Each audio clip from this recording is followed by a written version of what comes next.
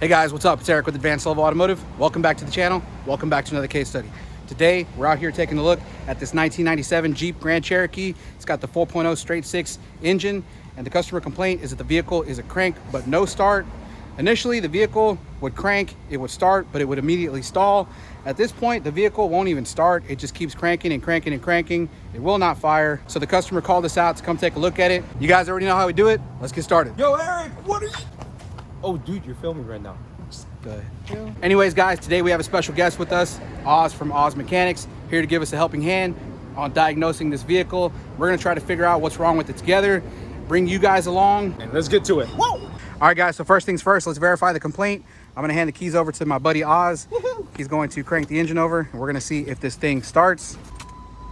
She dead. Oh, the battery's dead. Let's put a battery charger on this thing, see if we can get it to crank. All right, guys, so Oz went ahead and connected his NOCO. This is the NOCO Boost HD, and this should give us enough juice to crank this over. He's got it connected. Is it ready to go? Yeah, it's ready to go. Let's try to turn this on. Let's crank it.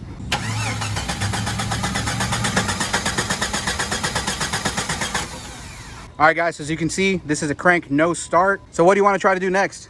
Look, one thing I'm looking at right here, where's the check engine light at? I'm seeing check gauges, ABS, and airbag. I'm not seeing anything check engine light related. How old is this vehicle? Do that again. It doesn't show anything.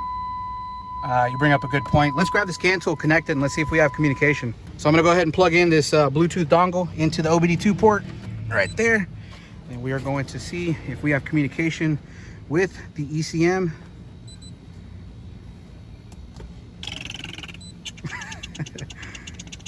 Am I a winner right here? Does it feel like we're in Vegas? Yeah, but this is not going fast enough. Like, it should be already showing a winner. Here. All right, so it's running the VIN scan, but it's taking a little while to do so. All right, guys, so it's telling us here that we have to manually input the VIN because it could not find or detect the VIN number. So let's go ahead and put the VIN number in manually. I'm gonna read it off the door for you, Oz. Go ahead. All right, so the VIN number is 1J4. All right, so we're gonna go to system selection. We're going to select the PCM powertrain control module. It's trying to communicate. Please wait. Okay, so it is taking a while for it to process this. So at this point, I'm pretty confident that it's gonna tell us that there is no communication. Just give it a minute. There it goes, guys. As you can see, it's telling us here, communication error with vehicle ECU. Please confirm, blah, blah, blah, whether the key's in the ignition, whatnot. So at this point, we know that we have a problem with no communication at the PCM. Well, let's look at another thing. So we got BCM right here. Pretty sure this has a BCM. So we're gonna communicate to that, see if we have anything. There you go. We have communication with the BCM. Okay, so at this point, we're pretty much focused on the PCM not having any communication. So you guys already know how we do it. In order to call a bad PCM, we need to do our main powers and grounds check. We also need to check the 5-volt reference circuit, which is probably the first thing we're gonna do. So let's move under the hood and do our checks. All right, guys, so moving under the hood, we're gonna check the 5-volt reference. Here I have the wiring diagram that shows us the 5-volt supply from the powertrain control module. So you guys can see it comes down on this white and black wire, and it is shared between these two sensors. One of them is the manifold absolute pressure sensor. The other is the TPS sensor. So we're going to locate the white and black wire on both of these sensors, and we are going to see if we have a 5-volt reference getting to either one of these locations. Here we have Oz. He's got a back probe here, which he already attempted to try to back probe the connector on the TPS sensor and the map sensor. But, you know, with these older vehicles, the weather stripping becomes really dry rotted. Did you actually get it in there? Dude, I got it in there. Okay, let's see if we're making full contact. So we're going to try to use this power probe. Now, right now, we're only using it like a multimeter. So we're just gonna touch it and see if we have a 5-volt reference. Can you guys see that? We do have 5.1 volts. So we know our 5-volt reference is good there. So let's go ahead and check it at the other sensor. Oh, no, that's where it broke. Ah, you broke the, Yeah, I broke that one. Yeah, like I said, a lot of times on these older connectors, the weather packing on the connectors becomes real hard and brittle, and so sometimes it's hard to actually penetrate it. At this point, he actually broke off the back probe inside of the back of the connector. No big deal, we'll get it out later. Let's go ahead and check the other sensor. We have this piercing tool, which works really well. If you take a look inside of the piercing tool, you'll see this little bed of spikes down there, and that's actually really good for piercing wires. And what's nice about it is that whenever it pierces the wires, the holes are so tiny that a lot of times when you remove the tool, the holes will close by themselves. So as you guys can see, we are probed on that white and black wire. Here we have the power probe touching it, and we have 5.1 volts. So we know that we do have a good 5-volt reference coming out of our PCM, which is located right over here. So at this point, next thing we need to do is check our main powers and grounds at the PCM. And if we find what we're looking for, then we may actually have a bad PCM. So let's go ahead and pull a wiring diagram and see how many powers and grounds we have. All right guys, so while Oz is over here removing the coolant tank so that we can gain access to the PCM, let me show you guys the wiring diagram. I'm going to explain to you where we have our main powers and grounds. So taking a look at the wiring diagram, I was able to find only 2 grounds at the PCM. So here you can see this is the powertrain control module. We have 2 grounds on C1 connector. This is pin 31 and pin 32, black and tan wire, and they both have the same ground location. So we need to go to the computer and check these 2 grounds here. And then also while we're at it, there's 2 power feeds that we need to check. Again, this is the powertrain control module. And if you look right over here, the C1 connector, which is the same connector that we have our grounds on, pin 22 and pin number 2, these are our 2 power feeds. But what's important to note here is that one of these power feeds is a battery power. So this, if you follow it up, comes from this fuse number 20, which is a 20 amp fuse. And this is a straight battery power. So when we check it here, it doesn't matter whether the key in the ignition is on or off or even out of the ignition completely. We should always have battery power here. And then over here, this is a fused ignition during start and run. So when we go to check the power here, we need to make sure that the key is in the on position or in the start position. And if you follow this up, you can see it comes from this fuse number 18, which is a 15 amp fuse in the power distribution center. So once again, this here is a power feed only when the ignition is on or when the ignition is cranking. So we are going to have to check this with the key on. All right guys, so Oz went ahead and did us the favor of removing this coolant tank. We just move it over to the side so that we can gain access to the PCM. So you guys can see he already went ahead and pulled the back cover off of the C1 connector, which is where we're going to be checking our powers and grounds. So we're going to start up our little power box here because once again, this battery is completely dead. So we're going to do our pin out. We're going to find the 2 wires that we're looking for. We may have to disconnect the connector and see exactly where it's at, or maybe he can see it from up here without disconnecting it. Can you actually see it? Check that out. Oh, you got a test light on it. Yeah, okay. yeah. You beat me to the punch. Okay, so as you guys can see right now, he has a test light connected to the battery power, and what he's looking for is a ground. And as soon as he touches the computer pin ground, you can see it lights up. So that does show us that we do have good continuity to ground. He's going to go ahead and check the other ground that's right next to it. Again, it's a black and tan wire. And as you guys can see, we have a good ground. That test light is lighting up nice and bright. So now we can go ahead and check our powers. Once again, checking our main powers, we're going to start with pin number 22, which is a battery power at all times. This is going to be a red and yellow wire. Let's see if Oz can locate that. It's a red and yellow wire. There she goes right there. Wait, is it not on the same connector? Is it C1? Okay, my bad. Yeah, it should be on the same Okay. connector. And just to let you guys know, Oz went ahead and switched over the test light from the battery positive to the battery negative. So now whenever he touches the power, the test light should light. Did you locate the power? There you go. And you guys can see our test light is lit nice and brightly. So we know that power feed is good. Again, that's going to be a power feed at all times because it's straight from the battery. So what that tells us, because we checked it directly at the computer, is that our fuse is good, our wiring is good, everything from this point to there is good. So the next thing we need to do is check our ignition power feed. So let's go ahead and switch over to pin number 2, which is an orange wire. So pin number 2 should be easy to find because it's probably like the second pin over. And again, when we touch it, the key is not on, so it's not going to light up our test light. As you guys can see, he's touching it. It's not lighting up. So I'm going to go ahead and move inside the vehicle. I'm going to turn the key on, and we're going to see if the test light lights. So I got the key right here. Let's go ahead and turn the ignition on. Oh man, our battery is completely dead. Is the battery pack on? Yep. It is on. Nothing's powering up in here. Is it just really low or what? Okay, let's switch jump packs here. All right, guys, so I went ahead and connected our other jump pack. I'm going to go ahead and switch it on. Oz is back probed on the wire. The jump pack is on. Let's go ahead, move inside the vehicle and turn the key. Let's go ahead and stick the key into the ignition, turn the ignition on. As you guys can see, our dash is lit up. So let's go ahead and move under the hood and see if our test light is lit. What do we have? Oh, she's really bright. There we go. So our test light is lit. So we do know we have good power getting to the computer. We have good power at the battery power feed. We have good power at the ignition power feed.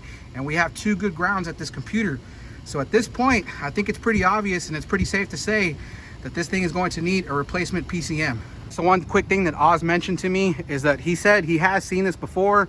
And a lot of times what he can do is actually get the vehicle to start by just moving the connectors. And I guess what happens is you kind of move the internals. It's because they have solder joints inside that actually mess up. So what you can do is just kind of move this and it'll let you know if it's the PCM. So right now, while I'm going to try to move this, Eric is going to go inside and he's going to cycle the key a couple of times to see if we have anything with the check engine light. Okay, so I'm going to go ahead and move inside the vehicle. I'm going to take a look and we're going to watch for a check engine light. We're going to see if one pops up on the instrument cluster.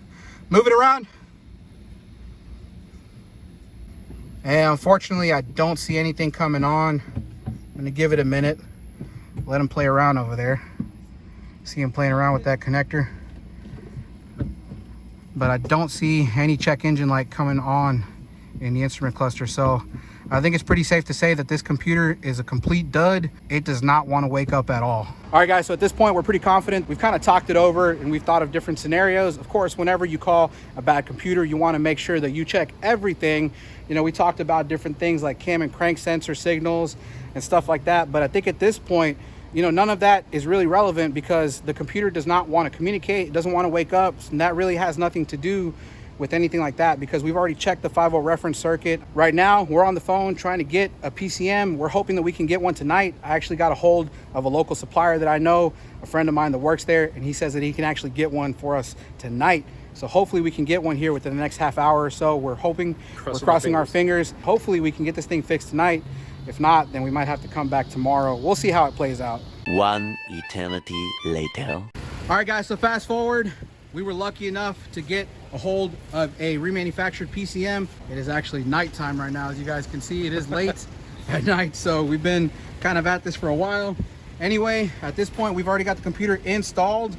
Our jump packs are actually both dead. So right now we have our jump packs charging. This is Oz's beautiful truck. So we've got the jump pack on here. He's got his NOCO. They're all charging because the battery on this thing is completely dead. And our jump packs are dead as well. So we're gonna let that charge a little bit and then we are going to see if we can get this vehicle to start. All right, guys, so we've got our jump pack charged just enough, I think, so that we can crank this. We probably only have one shot at doing this right. So what we're gonna do is we're going to connect the jump pack and then the first thing I'm going to do is turn the key on and we're gonna look for that check engine light and hopefully we have it. So I've got the key right here. Let's go ahead, stick it into the ignition and turn it on. Do we have a check engine light? Yes, we do, right here. Check engine light. Turn it back off and turn it back on. Take a look right there, check engine light. Okay, let's see if this thing will start. I'm gonna go ahead and crank it. Ah, damn it, there's not enough juice in the battery. Let's try to hook up your NOCO. All right, guys, so because we're running out of time, we are not going to attempt to charge this. This one just takes way too long to charge. But I did have this little AUTOWIT in my truck. And what we can do with this one is that it's got a super capacitor inside of it, so it charges really quick. We're gonna use Oz's truck battery to charge up our AUTOWIT. Then we're going to take the AUTOWIT and we're gonna use it to jump the Jeep. So take a look here. You'll see that it's going to start charging. Right now you can see it's at 27, 28, 29%. We're gonna wait for it to get to 100%. And when it does, it's ready to go and we can take it over to the Jeep and try to jump it. The stuff that we have here, just to get this going. Yeah, so as you guys can see, I mean, we pulled out our power inverter to try to charge this jump pack, and also he had 2 NOCOs that went dead on us. So the battery in the Jeep is really drained, and I think it's going to need to be replaced. But at this point, we just want to start it up and see if we made the correct diagnosis. Again, we have the PCM installed, and it has already been programmed. Luckily, the guys over there were able to program it for us, and we're just going to see if we can get this thing to start up. We are at, what, 68, 69%, 70%, so we're almost there. 93%, We are getting there. I'm gonna tell you one thing too, Eric. Ice cream truck passed by and I didn't get no ice cream. All right, so I'm sorry, this has to work, dude. This has to work. We tried to stop the ice cream truck, but apparently he didn't see us. I waved him down and I whistled over there, but he didn't see us. I need some ice cream. I need this car turned on. We're at 98%. Hey, don't worry, man. I'm gonna buy you a beer, okay? Hey, I'm good with that.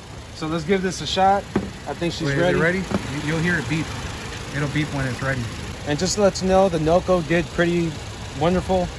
Oh, the NOCO did awesome. It's just that we really drained that battery. Yeah, this battery was completely drained. Oh, there you go. Beep. It is ready to go. So we are going to disconnect it from this vehicle, and then we are going to connect it to the Jeep. And the way this works is once you connect it, there's a little red button on the side of it, and push that little red button and it's going to count down from 10. And when it counts down and you hear the loud beep, then we crank it. So I'm gonna move inside. Okay, so I heard that beep. Let's go ahead and crank it. All right, started right up. Let's see here. Did you think it was gonna work? All right. Can I get my ice cream now? Nice. How do you feel? Dude, I'm excited. It's pretty dark. It's dark outside. We were out here for a while. Mosquitoes are biting us. Yeah, I know. I think there's ants falling from the damn tree, and I keep feeling them on my neck. But anyways, we're gonna go ahead and put this coolant tank back together, wrap everything up, and we'll call it a day. Woo-hoo! All right, guys. So here we have it: wings and beer with my buddy Oz over here. We're just enjoying the night. Anyways, we hope you guys enjoyed the video. We're gonna have some beers. We're gonna finish up these wings. Like I always say, I hope you found the video useful. I hope you found it informational, educational, entertaining. If you did, make sure to give it a thumbs up. If you haven't done so already, make sure you subscribe to the channel. Hit that notification bell. We'll see you guys in the next one. Thanks. Bye. Let's see what he's got. Okay. That was pretty damn close. Oh, okay.